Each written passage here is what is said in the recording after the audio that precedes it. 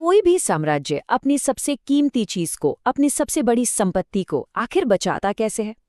अब देखिए, 19वीं सदी में ब्रिटिश भारत के लिए इसका जवाब सिर्फ दीवारें खड़ी करने या किले बनाने में नहीं था।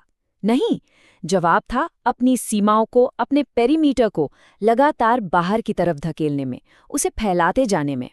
तो चलिए आज इसी पर बात करते हैं कि कैसे ब्रिटिश साम्राज्य ने भारत पर अपनी पकड़ मजबूत रखने के लिए अपने पड़ोसियों से एक के बाद एक युद्ध की।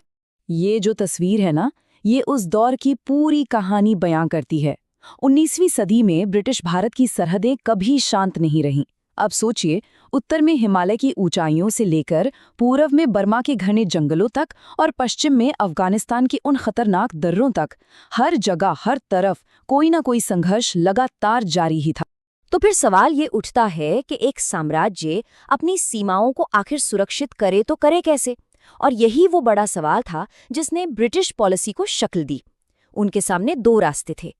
क्या अपनी सरहदों को अंदर से मजबूत किया जाए या फिर बाहर की तरफ फैलकर खतरों को सिर उठाने से पहले ही कुचल दिया जाए? और जानते हैं, अंग्रेजों ने अक्सर दूसरा रास्ता ही चुना। और बस इसी वजह से टकरावों का एक लंबा सिलसिला शुरू हो गया। तो सबसे पहले बात करते हैं हिमालय में हुए टकराव की, आंग्ल नेपाल युद्ध की।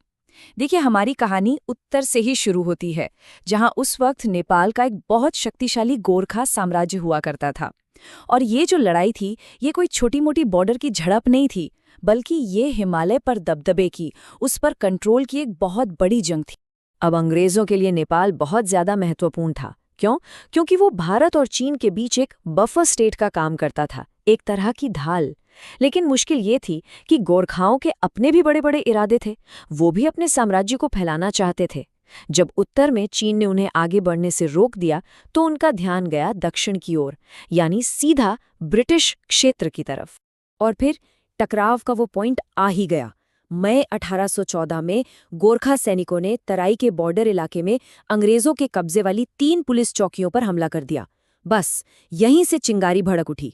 उस वक्त के गवर्नर जनरल लॉर्ड हेस्टिंग्स के लिए ये कंपनी की अथॉरिटी पर सीधा हमला था, एक खुली चुनौती। और अब युद्ध होकर ही रहना था। युद्ध के बाद आई सुगौली की संधि। साल था 1816 और ये नेपाल के लिए बहुत सख्त शर्तें लेकर आई। क्या क्या हुआ इसमें? देखिए, नेपाल को गढ़वाल और कुमाऊं के इलाके अंग्रेजों को देने पड़े। सिक्किम पर से भी अपने सारे दावे वापस लेने पड़े। यही नहीं, उन्हें काठमांडू में एक ब्रिटिश रेजिडेंट रखने पर भी मजबूर किया गया। और शायद सबसे बड़ी बात ये थी कि उनके जो विदेशी मामले थे, वो भी अब ब्रिटिश निगरानी में आ गए। ये उनकी आज़ादी पर, उनकी संप्रभुता पर एक बहुत बड़ा हमला था। इस नक्शे को देखिए, यहाँ युद्ध का असली नतीजा साफ नजर आता है। ये जो हरे रंग वाले इलाके हैं ना, गढ़वाल, कुमाऊं और सिक्किम पर से उनका दावा, ये सब कुछ गोरखा साम्राज्य से छीन लिया गया। इस एक युद्ध ने हिमालय का नक्शा ही हमेशा के लिए बदल कर रख दिया था। तो उत्तर के बाद अब चलते हैं पूरब की तरफ। पूर्वी सीमा के लिए हुए युद्ध और बर्मा पर अंग्रेजों की जीत। यहाँ एक और शक्तिशाली राज्य बर्मा ब्रिटिश विस्तार के रास्ते में एक बड़ी रुकावट बना हुआ था। और यहाँ कहानी एक युद्ध में खत्म नहीं हुई। इस इलाके का भविष्य तय करने के लिए एक नहीं बल्कि 3 युद्ध लड़े गए। ये आंग्ल बर्मी युद्ध 60 साल से भी ज्यादा समय तक चले। आप देखिए, पहला युद्ध जो 1824 में शुरू हुआ, वो बर्मा को असम में फैलने से रोकने के लिए था। फिर आया दूसरा युद्ध 1852 में। ये तो पूरी तरह से आर्थिक था, मतलब बिजनेस। अंग्रेजों की नज़र बर्मा की कीमती लकड़ी और चावल के भंडारों पर थी। और तीसरा युद्ध 1885 में, वो हुआ फ्रांस के बढ़ते असर के डर से। अंग्रेजों को लगा कि अगर हमने कब्जा नहीं किया तो फ्रांस कर लेगा, और बस उन्होंने पूरे बर्मा को ही अपने साम्राज्य में मिला लिया। इस स्लाइड से ये पूरी कहानी बिल्कुल साफ हो जाती है। आप देख सकते हैं कि कैसे हर युद्ध के बाद अंग्रेज बर्मा का एक और टुकड़ा अपने साम्राज्य में मिलाते गए।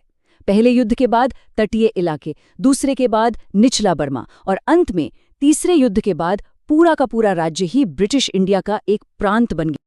तो यहाँ एक बहुत जरूरी बात समझनी होगी। ये सब सिर्फ सीमाओं की सुरक्षा के लिए नहीं था। बर्मा पर कब्जे के पीछे बहुत मजबूत आर्थिक वजहें भी थीं।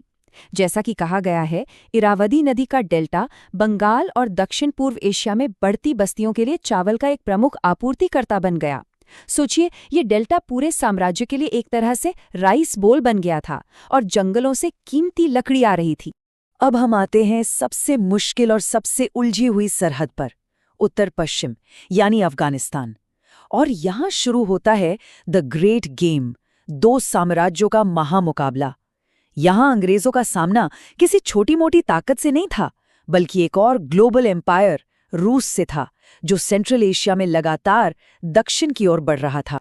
ब्रिटिश और रूसी साम्राज्यों के बीच सेंट्रल एशिया पर कंट्रोल के लिए चली इसी होड़ को द ग्रेट गेम के नाम से जाना गया। ये एक बहुत बड़ी जियोपॉलिटिकल शतरंज की बाजी थी जो पूरे सेंट्रल एशिया में खेली जा रही थी, और इसका सेंटर था अफगानिस्तान। लंदन में बैठे अंग्रेजों के लिए सबसे बड़ा डर यही था कि कहीं रूस अफगानिस्तान के रास्ते भारत पर हमला न कर दे। ये डर उनकी हर पॉलिसी में झलकता था। तो इस रूसी खतरे से निपटने के लिए अंग्रेजों के पास दो बिल्कुल अलग-अलग रणनीतियां थीं। एक थी फॉरवर्ड पॉलिसी, जो कहती थी कि हमला सबसे अच्छा बचाव है, मतलब अफगानिस्तान में सीधा दखल दो, जरूरत पड़े तो कब्जा करो और वहां एक दोस्त सरकार बिठाओ। दूसरी पॉलिसी थी मास्टरली इनएक्टिविटी। ये कहती थी कि रुको, इंतजार करो, कोई सीधा पंगा मत लो और रूस से बातचीत करके मामला सुलझाओ। और जब इस फॉरवर्ड पॉलिसी को आजमाया गया तो नतीजा क्या निकला? एक भयंकर तबाही। पहले आंग्ल अफगान युद्ध में यही हुआ। 1839 में ब्रिटेन ने हमला किया, अपने एक कठपुतली शासक शाह शुजा को गद्दी पर बिठा दिया। लेकिन अफगान लोगों ने उसे कभी स्वीकार नहीं किया। अंग्रेजों को लगातार विद्रोह का सामना करना पड़ा और आखिरकार 1842 में काबुल से लौटते वक्त उनकी पूरी सेना का ही सफाया हो गया। ये ब्रिटिश साम्राज्य के लिए एक बहुत बड़ा झटका था। अच्छा, ब्रिटिश विस्तार सिर्फ बाहरी सरहदों तक ही सीमित नहीं था, वो भारत के अंदर भी अपनी शक्ति को मजबूत कर रहे थे। और इसका एक बड़ा उदाहरण है अवध राज्य का विलय। चलिए इस कहानी को देखते हैं। इस कहानी के दो मुख्य किरदार हैं। एक तरफ भारत के गवर्नर जनरल लॉर्ड डलहौजी, जो साम्राज्य को फैलाने के लिए किसी भी हद तक जाने को तैयार थे, और दूसरी तरफ हैं अवध के नवाब वाजिद अली शाह। डलहौजी ने नवाब पर कुशासन यानी मिस गवर्नेंस का आरोप लगाया। ये एक बहुत ही सुविधाजनक बहाना था। उन्होंने बस ये ऐलान कर दिया कि नवाब अपनी प्रजा की देखभाल करने में नाकाम हैं और इसलिए ईस्ट इंडिया कंपनी अब अवध का शासन अपने हाथ में ले रही है। लेकिन असली वजह क्या थी?